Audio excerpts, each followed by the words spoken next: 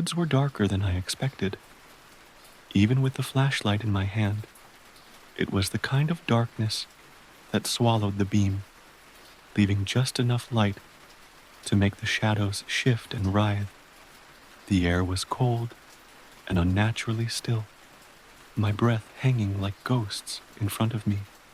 I tried to stay calm, to pretend I wasn't lost, but every step sank deeper into damp earth, and the trail had long since disappeared.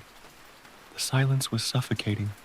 No rustling leaves, no distant chirps of night creatures, just my own footsteps, each one too loud in the stillness. Then, the whispering started, faint at first, soft murmur carried on the non-existent wind. I froze, straining to hear it. The sound was rhythmic, like a chant spoken just out of reach. I shone the flashlight around, the beam bouncing off tree trunks and gnarled branches. Hello? The word sounded small, pathetic against the oppressive darkness. The whispering stopped. The air felt heavier, pressing against my chest, as if the woods themselves were holding their breath. I told myself it was nothing, just my nerves playing tricks. Another step forward, and the sound returned, louder now, circling me. My flashlight flickered, and for a heartbeat, I thought I saw movement in the shadows. Something low to the ground, quick and deliberate. I swung the beam toward it, but there was nothing. The back of my neck prickled, the hairs standing on end. I tightened my grip on the flashlight and kept moving, though every step felt slower, heavier.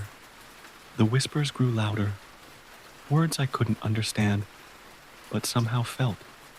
They weren't coming from a single voice. It was a chorus, overlapping, blending into an unnatural hum that crawled under my skin. Then I saw it.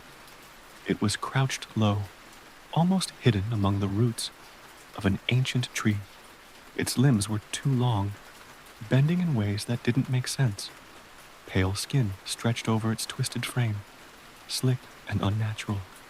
The flashlight's beam wavered as my hand shook, catching only glimpses of its grotesque form. Its face, or what should have been a face, was smooth, featureless, except for a mouth. It stretched impossibly wide, revealing rows of jagged, uneven teeth. Whispers spilled from that mouth, though it didn't move. I stumbled back, nearly dropping the flashlight. The creature didn't follow, but its shadow did, twisting and stretching across the trees, moving as if it had a mind of its own. I turned and ran, the whispers rising into a deafening cacophony. Branches clawed at me, roots threatened to trip me, but I didn't dare stop. The ground felt like it was shifting beneath me, pulling me deeper into the forest. The flashlight flickered again before cutting out completely. I was blind now, crashing through the underbrush, guided only by instinct and sheer panic. The whispers were all around me, louder than my pounding heart, louder than the blood roaring in my ears. I tripped, falling hard onto the cold, wet ground. The impact knocked the breath out of me, but I didn't dare stay down. I scrambled to my feet and tried to keep moving, but it was no use. The whispers shifted, becoming something worse. Laughter, deep, guttural, and wrong. I turned, and it was there, standing impossibly tall in the darkness. Its body was twitching, jerking in ways that defied logic, as if it were both there and not there. Its mouth opened wider, and I felt the sound more than I heard it.